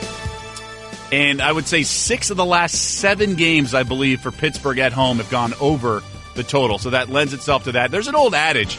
You take the highest total on the board and bet it over, the lowest total on the board and bet it under, and you're probably going to win in the log run. Basically saying they're that number for a reason. In this case, the Chiefs-Steelers game is high for a reason. We saw a lot of turnovers. You can certainly chalk that up to the weather last week in Cleveland for that Steelers team. I expect this to go up and down. KC, for as great as they are on offense, they do have some defensive woes. I certainly can't fault you for taking the over in this game. All right, there you have it. I've got Auburn, Ohio State, Minnesota Vikings, the Kansas City Chiefs, and the over in Chiefs-Steelers. All right, Doug, appreciate it today, man. Thank you. You got it. I'm predicting Will Cain 4-1 this week. Really? I like my one. I think you're onto something here. All right. ESPN's gambling analyst and host of Behind the Bets podcast, Doug Kazarian. By the way, HR, payroll, talent, and timekeeping in one unified system. Learn more at Kronos.com. Kronos, workforce innovation that works. Coming up, would you rather have Odell Beckham Jr. or Zeke Elliott? How about this? Would you rather have Matt Ryan or Cam Newton? We'll ask some questions from the biggest NFL matches of the weekend next in the Will Cain Show on ESPN Radio and the ESPN app. Support for the Will Cain Show podcast comes from our friends at Rocket Mortgage by Quicken Loans. Let's talk about buying a home for a moment. Because of rising interest rates, there's a lot of unpredictability when it comes to buying a home these days. It's causing a lot of anxiety with folks. Well, our friends at Quicken Loans are doing something about that. They're calling it the power buying process. Here's how it works. Quicken Loans will verify your income, assets, and credit in less than 24 hours to give you a verified approval. This gives you the strength of a cash buyer. Then, once you're verified, you qualify for their all-new exclusive Rate Shield approval. First, they'll lock your rate for up to 90 days while you shop. Now, here's the best part. If rates go up, your rate stays the same. But if rates go down, your rate also drops. Either way, you win. It's the kind of thinking you'd expect from America's largest mortgage lender. To get started, go to rocketmortgage.com/will. Rate Shield approval only valid on certain 30-year purchase transactions. Additional conditions or exclusions may apply. Based on Quicken Loans data in comparison to public data records. Equal housing lender. Licensed in all 50 states. NMLS ConsumerAccess.org number 3030. Vikings, Packers, Chiefs, Steelers, Cowboys, Giants. We got a big weekend of games in the NFL. It's the Will Cain Show on ESPN Radio, the ESPN app, SiriusXM Channel 80, and ESPN News. How are we going to hit all the big games or the most that we can here on the show in the least amount of time? We're going to try something new here. We got a little feature. Do we have a name for this feature yet? We don't. TBD. You came up with the Cerruti's invention. This is your baby. You birth it out. You name it. Cerruti's random Bob? NFL matchup questions. I like Bob better. All right, Bob. Done. Let's try out Bob. Let's see if this toddler can walk. Take it away, Bubba. Chiefs at Steelers. All right, first one. Which offense scares you more? Chiefs or Steelers, which offense scares me more? I know I'm going to be accused of being a prisoner of the moment. And by the way, I saw somebody out there in the social media sphere catch me on one of my hypocrisies. And you know what? I got to admit to it. I was talking about how much hype and small sample size there is with Deshaun Watson and Jimmy Garoppolo, and I'm all over Sam Darnold with one game. Guilty. I'm all over the Kansas City Chiefs and this offense. Pat Mahomes as the driver of this. Louis Riddick calls Mahomes a Ferrari. This offense is a Ferrari. Andy Reid designed Tyreek Hill, Kareem Hunt, Sammy Watkins. I love it. On the other side, I'm watching Ben Roethlisberger throw 3 ugly picks with no Le'Veon Bell. So, which offense scares you more? Has to be the Chiefs. Texans at Titans. All right, both teams 0-1. One of them was a playoff team last year. The other one, Texans, a lot of people had expectations for this year. Which one is more likely to make the playoffs? Man, I think both of these teams gave you big pause after week 1. Both of their quarterbacks did. Everybody's talking about how bad Deshaun Watson was, and Marcus Mariota wasn't any good and got hurt. What's the latest, by the way, real quick on Mariota before I pick this? Is he injured badly? Is he going to be playing this weekend? Vrabel said both he and the backup, blanking his name. Blaine Gabbert, will get playing time this weekend. Okay. More likely to make the playoffs, Texans or Titans? I'm going to go with Texans. Deshaun Watson can break a game open. I'm going to assume he's not what we saw in Game 1. He is more what we saw last year. They have a good defense. They have DeAndre Hopkins. And the Titans are a game manager offense. They're a game manager team with a new coach in Vrabel. Mariota and Henry don't... That's like how you avoid losing a game, not how you go win a game. That's what that screams to me in Tennessee. I'm taking the Titans more likely to make the playoffs. Next. Panthers at Falcons. All right, this one's my favorite question. 2 former MVP quarterbacks. Which one at their peak would you rather have, Matt Ryan or Cam Newton?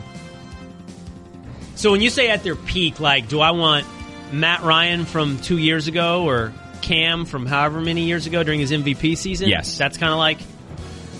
Because when you asked me this a minute ago, who would I rather have going forward? I'd rather have Matt Ryan going forward. But if I want one of those 2 seasons, I think on one hand, Matt Ryan was 2 quarters from winning the Super Bowl. On the other, Cam was unstoppable that year. Okay, at their peak, I'm going to take Cam. I don't think we're going to get that Cam that season back. I think Cam is an inaccurate passer, and I would, going forward, rather have Matt Ryan, despite the fact he's not everything we thought he was. But at their peak, I guess the answer is Cam Newton. Is that where you thought I'd go, Cerruti? I wasn't sure. I agree with you on Matt Ryan. I think I would take Matt Ryan at, just as he is. But at their peak, I think Cam's peak is higher. Cam's special. But that peak is... I don't think it's coming back. Who knows? That's the thing, right? Who knows? All right, next. Vikings at Packers. What's a more stable thing to rely on? The Vikings defense or Aaron Rodgers? Aaron Rodgers. Aaron Rodgers is more bankable than the Vikings defense. The Vikings defense is great, but I asked you this earlier and I looked it up. What did the Vikings defense do in the playoffs again? Against the Saints, they gave up 358 yards, not much on the ground, 278 in the air. But then against the Eagles, when they lost, 456 yards they gave up, 346 passing, 110 yards rushing. So, in the moment there, as good as the Vikings defense was all year, you couldn't rely on it. And however the Packers go, year in, year out, with accepting health, you can count on Aaron Rodgers being amazing. I think more reliable, Aaron Rodgers. Next. Patriots at Jaguars. Are the Jags the biggest threat to the Patriots in the AFC? No. I can't. After 1 week, I picked the Chargers last to go season, to the Super Bowl. too. They almost beat them in Foxborough. But I picked the Chargers to go to the Super Bowl out of the AFC. How am I going to flip in 1 week? Nuno would absolutely destroy me. Nuno would be all over me like how long would it take him to hit the on button on his mic? You mean like you almost forgot that you picked the Cowboys to go to the Super Bowl about a segment ago? I didn't almost forget. I knew very well, and I knew you were sitting there with your hand on that blue button. I was trying to have a conversation bigger than just that pick, Nuno. Wasn't being hypocritical. But no, the Jags aren't the biggest threat to the Pats. It's got to be the Chargers. Even 1 week in and 1 loss in, I still think the season's bigger than 1 week, and I still think the Chargers, even though they're going to be playing like apparently a road game every week, they're in L.A., they're outnumbered. No matter who they're playing, the Browns come to L.A., they're outnumbered by Browns fans in the stadium. I still think the Chargers are talented. It's all got to come together one of these years. This has got to be the year the Chargers actually live up to their potential. So, Chargers, biggest threat to the Pats in the AFC. And is that it? Was that Bob? No, we got one more. Oh, one more for Bob. All right. Giants at Cowboys. All right, try not to be a homer here, okay? And I actually want everybody's answer in the room because I think you're going to be a homer. But if you could only have one guy, would you rather have Zeke or Odell? I mean, I don't want to be a homer. What does that mean, by the way? One guy for what? A game? A season? 5 years? Next, a career? If you have if this whole season with one or the other, which one? This whole season? Yes. One or the other. I'd rather have Zeke. Now, but if you ask Nuno, he's not going to say that because he has Saquon. He has both. In a way, right? So you take this Cowboys team, would I rather have a big-time receiver for Dak or would rather have Zeke Elliott? No. I'd rather have Zeke. This would be like if you're, like everything else is equal. You get one or the other. Everything else, I'm going to take the running back. I'm going to take, it's not even a Zeke Odell question. It's a running back wide receiver question. I tend to think of running back that can play like Zeke or maybe like Saquon will or like Le'Veon. I just think it's more valuable than a big-time receiver. I just think it's more I want to hear what valuable. Nuno has to say. All right. Because he's, by the way, Nuno, you've talked up Saquon too. You're on. So think of it that way. But give me Odell all day. He's gonna clean up a lot of messes that your quarterback's gonna make. What about the messes he makes? He's cleaning that stuff up too. All right, Bubba, what would you rather have? Ezekiel Elliott. Bubba's like objective, never failingly objective. And you, Cerruti? I'm going to surprise you. I actually think I'd rather have Zeke. It's just it's not Zeke versus Odell, right? It's running back versus wide receiver. Is that why you're doing it? Same as me? I do think that Zeke does more things. You know what I mean? Like he can catch the ball in the backfield. I think I'd just rather have him. The question was Elliott versus Odell. That's the question. Answer the question. Okay. Elliott. We've all answered. You're the only one that took Odell. You're the only one who got it wrong. Tune in tomorrow as Manny Machado and the Dodgers visit the Cardinals, presented by Barbasol Razors. Coverage begins at 12:30 p.m. Eastern Time on ESPN Radio, ESPNRadio.com, and the ESPN app. By the way, you can give us a call, 888-729-3776. Who would you rather have, Odell or Ezekiel Elliott? One or the other. The Seahawks signed a guy who pled guilty and is awaiting sentencing for insider trading. Oh, this is rich. I got a few things to say. Next in the Will Cain Show on ESPN Radio and the ESPN app. Did you know ADT can design and install a smart home just for you? A new smart home at your service, customized for your lifestyle. ADT professionals can even show you how to use your new smart home features. Now, that's what I call warm-up service. It's all controlled from the ADT app or the sound of your voice and backed by 24/7 protection. Visit ADT.com/smart to learn more about how ADT can help keep your home safe and smart. I went to that Triple G Canelo fight a year ago with First Take. I sat in the stands and I watched Triple G beat Canelo, even though it didn't go down that way on the scorecard.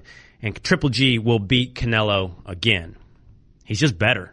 It's the Will Cain Show on ESPN Radio, the ESPN app, SiriusXM Channel 80, and on ESPN News. Apparently, and I'm trying to wrap my head around this and get it straight, but apparently in the NFL, there are some crimes that if you're accused of them, well, then you're out.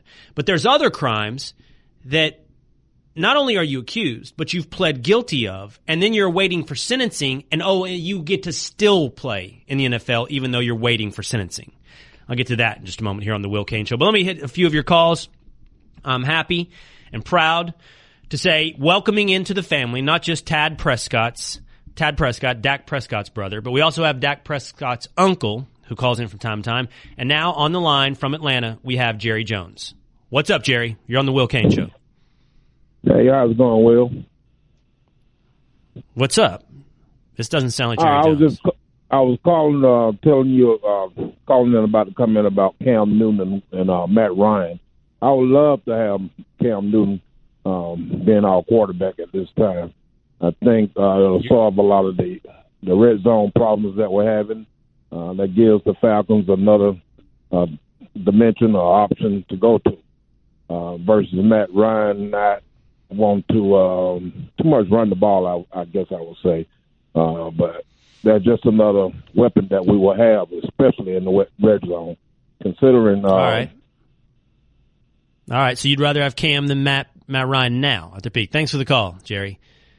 Guys, I don't think that was Jerry Jones. The phone says Jerry Jones. I don't know. His name's Jerry. Let's try Matt. Last name Jones. Think there's more than one? Matt from Pennsylvania. You're on the Will Cain Show. Hey, Will. Thanks for taking my call. I wanted to chime in on the Zeke Odell discussion. I am an Eagles fan, so it's a bit of a rock and hard place for me. But I got to tell you, 100 times out of 100, you got to go with Zeke on this one. Now, why would you do that, Matt? Out of curiosity, why?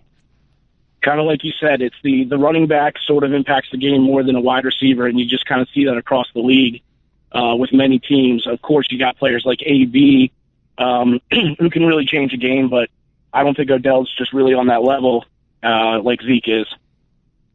Yeah, honestly, and this is just a beautiful moment of Eagles fans and Cowboys fans coming together here, but I reference the Eagles all the time when it comes to this. The Eagles won a Super Bowl without a 1,000-yard receiver. I mean, Alshon Jeffrey's good, but he didn't catch 1,000 yards worth of offense last year. I mean, you know firsthand the value of a receiver versus a running back. And by the way, how important was Jay Ajayi last year? Massively important to the Eagles. Mike from Atlanta. You're on the Will Cain Show. What's up, Mike? Will, I try to space out when I call into your show, and I'm calling because my Giants are playing your Cowboys, and you are the king of the not take, and we won't even get into that shirt just yet. We'll come back to that in a second. But here's the thing.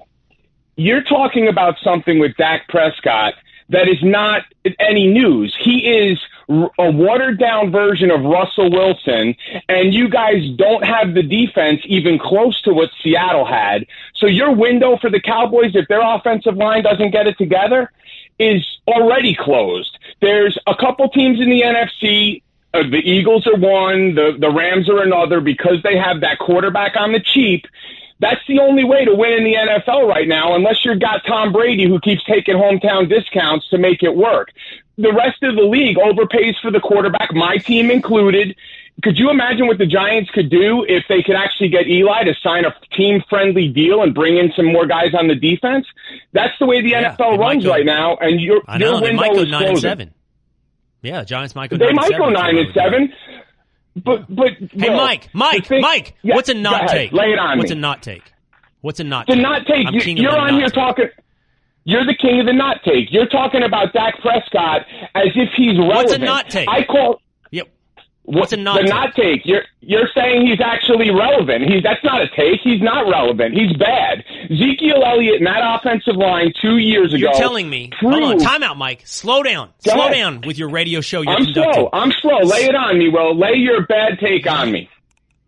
Okay, a bad take is different than a not take. You're going to sit here and tell me I have a not take that prompted you to call in here that you disagree with so vehemently that you insult my shirt. Now, what are you saying about my shirt? It's a great shirt. This shirt's beautiful. That shirt is a beautiful please shirt. Don't take credit for that shirt. Did your wife pick it out? Your kids? Maybe a stylist at ESPN? That shirt. This isn't fair. I can't see you, Mike. What are you wearing right now? What you Listen, got? I will fly on my dime. Shirt? What are you doing? I will fly on my dime to New York and put my physique in front of you and prove to you that I got game that you can't handle. Yes. Oh, we got a physique off. Hold on. We just moved from the clothing. We moved from the Cowboys to the Giants to the not take to the clothing to your physique. All right, come on, bring it, man. How big a boy are you? What do you got? What are you throwing down here, huh? I'm 6'1", 250. What? It went silent. You're throwing heft on me. What are you talking about? Physique? What? Yeah, I know. You're in a different weight class. You're in a Ronda Rousey weight class. Yeah, well, hey, man, I got to be honest. At 6'1", 250, I don't feel like I'm going up against Adonis. I feel like I'm going against a keg of beer. What are we dealing with here? You think? Well, listen, I'll tell you what. What are we looking at? 40% body fat? I don't know, maybe 28. But put me on hold. I'll gladly send my picture to your producers, and I'll even come in there and eat those crappy sardines. I want it, Rudy. I don't care if you want it. Put Mike, text in your photo. We're going to get it up on ESPN News right now. I want to see exactly how big a boy you are. Hey, Mike, you ever had a country butt whooping? Have you ever had a country butt whooping? I've had a country butt whooping, but not somebody in that type of shirt. Well, I'll take it off. And then, all right, put him on hold. Get the picture. All right. I want to see what kind of thing we're dealing with here. I feel like 6'1", 250. I'm dealing with like a it's like a keg. What do you got here from you? Marcus Mosier, friend of the show, says I would trade. Oh, Marcus, really? I would trade Zeke and a 1 for Odell. Yeah, what? Well, wow. You trade Zeke and a first-round pick for Odell? He's Marcus. off the show. Marcus, don't. But that's, by the way, you know what? I'm afraid what Marcus is doing is he's doing the career thing here because Odell's going to have a longer career of contributing. Running backs have short lifespans. So, but we're talking about now. Come on, Marcus. Come on. Now? I don't know about that. Do I have time to do my Michael Kendricks take, or do I get caught up in male physiques? All right. I'm caught up. We're going to get that dude's picture, plus my mess ups of the week, plus there's one. Why you can wait. What? Never mind. Oh, another mess up? You messed up. Tune in for college football action. Tomorrow's Ohio State battles TCU, presented by Goodyear. Coverage begins at 7 p.m. Eastern on ESPN Radio, ESPNRadio.com, and the ESPN app. Just naked pictures next on the Will Cain Show. We're waiting on Mike in Atlanta to send in his 6'1", 250 physique. See exactly what I'm about to get tangling with here on the streets of New York City. In the meantime, here on the Will Cain Show on ESPN Radio, the ESPN app, SiriusXM Channel 80, and on ESPN News, our mess-ups of the week. What do you got for me, fellas? All right, what do we got? I guess starting with what I would just say is a miscommunication. So, let people hear for themselves, but this is just strictly a miscommunication. It's time for our top 5 in the 5. Take it away, Bubba. The top 5. Got it. This radio talk is terrible. In the 5. Nailed it. No bed, no music. Nothing. Just not doing your job, but it's my fault. Once again, should I just wait? You want to try again? It's up to you. I was joking. Miscommunication. Yeah, that's one. That's option 1. Listen to how sick I sounded there. I sounded sick. Yeah, there was a promo that Nuno made of you, and I actually didn't know who it was. It took me like 25 seconds, and I thought it was someone else. I was like, oh, that must be when he was sick. All right, so number 1 is Bubba not doing his job. Number 2? Miscommunication. Yep, here's 2. But I'm going to tell you this. Genius is never rewarded during its lifetime. Genius is only ever appreciated after its death. Picasso died penniless and with one ear. Picasso wasn't appreciated until museums long after his death saw value in his work. Rich guys across Europe saw value in his work. He didn't reap any of the benefits of his own genius. And that's what they're going to say about me, for what it's worth, by the way, as well. They're going to mock me, hate me, watch me, listen to me, and appreciate me after I'm dead. You could call me Picasso. Double down with I'm a genius at the end. Yeah. That was a good one. Picasso died wealthy. It was Van Gogh. Read a book, It was penniless with one ear. Read a book. Fake smart. All right. Third entry is the one you've been waiting for from a while ago, from 2 weeks ago. Again, this better win. We'll see. I mean, this isn't really a mistake. It was really just a technical issue, but, And that puts a win for the day. Win for the day. It does. Good job. 3. No. Count it up for me again, Bubba. You like to count it up with it. What was it? 3, 2, 2, 1, 1. Yes! Spain and Fitz. 10 more seconds. Hold on. I don't know. It's not playing. What are you doing? Let's just play the police. There we go. A little police saving the day. Thank you, Sting, for that one. Hold on. Before you move to the next one, I think the audience needs to fully appreciate the context, because this is why I love this one. You just got done. I'm talking 2 minutes earlier, chastising me for throwing it to break 10 seconds too early, of not knowing the time cues. Well, exactly. That's great context, because I knew the time cue. The thing wouldn't play. I'm sitting here pressing the button, and it wouldn't play. I was well aware of the time. If I mess up the time, that'd be one thing. I'm taking this out. And the best, the best is the Roxanne. I had to play something because I don't want a silence alarm. So, I mean, really, it was just a great job. It was really just a great job by the board op. Pat yourself on the back, Bubba. I brought up some police, and we went with it. That better win. I swear to God, see. better win. I mean, not really a mess up, just a technical error. But number 4. What's next?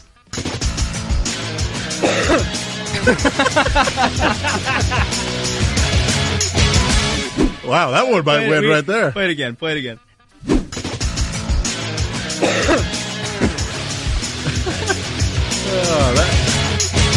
You can tell him what I had to do to make that happen. Yeah, that is Will, instead of hitting the cough button, just turning his mic on and just coughing. So that was a good one. It's been a rough week physically. We have one more with our old friend you and John Fox. Both not just arm talent, but his athleticism with his feet too. I'm losing my voice here, Coach. That's all right. hey, you hear my voice, right? It was so touching what you just said. Yeah, I didn't mean to break you up like that. Well, what's that? Jimmy Garoppolo, go. Yeah. And then he answered the question, which is the best part. He just went. Thank you. You just went on Jimmy Garoppolo. I literally could not speak. My voice was gone right there. Man, do I play hurt. Just like, don't talk to me about your knee, Aaron Rodgers. I'm out here doing radio with no voice. What's my knee? Will, what's wrong with your radio show? My voice. My voice. All right, that's it. That's our top 5 or our 5 mess-ups. I mean, we left a few on the cutting room floor. There are a few more, but we felt like those were the best 5. That was a good week of mess-ups. That's a tough vote. Oh, man. Picasso had one ear. Jimmy Garoppolo, go. You've broken me up, Coach. The police. I don't know. I'm going to let you guys go first. Rudy, what are you voting for? Roxanne. It's every breath you take. But yeah. Gotcha. The police, whatever. We'll get to hear it again, I'm sure. Go ahead, Nuno. Who wins? Definitely the police. Oh, let's make this thing unanimous. It's every breath you take. 10 seconds after getting on me for missing a break. Again, I didn't miss the break. The button. I was well aware of what the hard out is. I know you don't understand the intricacies of running a board op, but go ahead, play it for us again. We got to play it again. Everybody listening, hold out for the police when Bubba has nothing left in his bag. Just realize at this moment, right before he hits this button, it's pure abject panic. Debatable. And I mean, it puts a win for the day. Win for the day. It does. Good job. 3. No. Count it up for me again, Bubba. You like to count it up with it. What was it? 3, 2, 2, 1, 1. Yes, Spain and Fitz. 10 more seconds.